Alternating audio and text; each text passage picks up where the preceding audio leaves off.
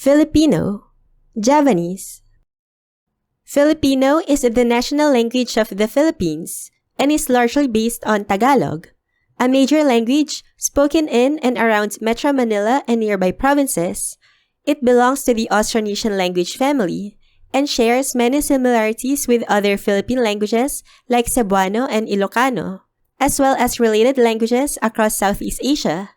Filipino uses the Latin alphabet and has absorbed many loanwords from Spanish, English, and Chinese due to centuries of contact and colonization.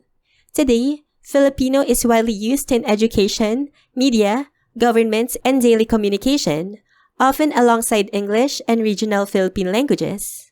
Javanese is an Austronesian language spoken mainly on the islands of Java in Indonesia, especially in Central Java, Yogyakarta, and East Java, and it is one of the largest regional languages in the world by number of speakers.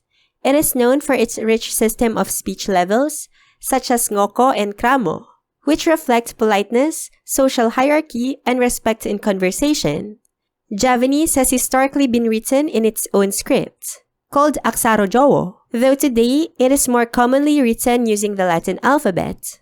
The language carries deep cultural importance through traditional literature, wayang or shadow puppet theater, songs, and everyday identity among Javanese communities.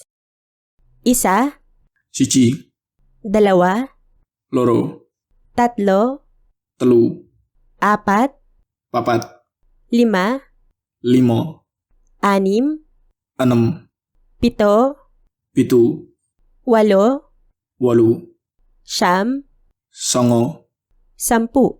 10. Ang simoy ng hangin at ang araw ay nagtatalo. Kapwa iginigiit na siya ang mas malakas. Nang makita nilang isang manlalakbay na papalapit, balot na balot sa kanyang Amerikana. Ing sawijining dina, sang angin kaliyan sang srengenge padha padudon. Loro-lorone padha ngaku nek dheweke sing paling kuat. Dumadakan, loro-lorone ndelok sang lelungan liwat nganggo mantel. Nagkasundo sila na kung sino ang unang makapagpapahubad sa manlalakbay ng kanyang Amerikana ay ituturing na siyang pinakamalakas. Loro-lorone sepakat. Sapa sing dhisik dhewe iso gawe sang lelungan kuwi nguculi mantele, bakal diakone sing paling kuat. Pagkatapos, nagsimulang humihip ang hangin ng buong lakas. Ngunit habang lalo itong lumalakas, lalo namang hinihigpitan ng manlalakbay ang pagkakabalot ng kanyang Amerikana at sa huli, sumuko ang hangin sa pagpapahubad nito.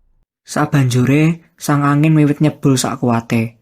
Neng saya banter sebulane, saya kenceng uga sang lelungan kuwi ngencengake mantele.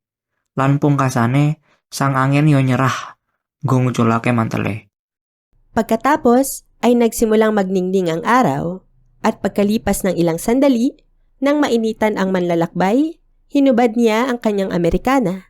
Kaya kinailangan ng hilagang hangin na kilalanin na mas malakas ang araw kaysa sa kanilang dalawa. Sabanjure, sang srengenge wiwit mancarake sinare. Bar kuwi, sang lelungan wiwit ngrasa kepanasen, banjur nguculake mantele. Dadi, sang angin lor kudu ngakoni nek sang srengenge kuwi sing luwih kuat ing antarane dheweke.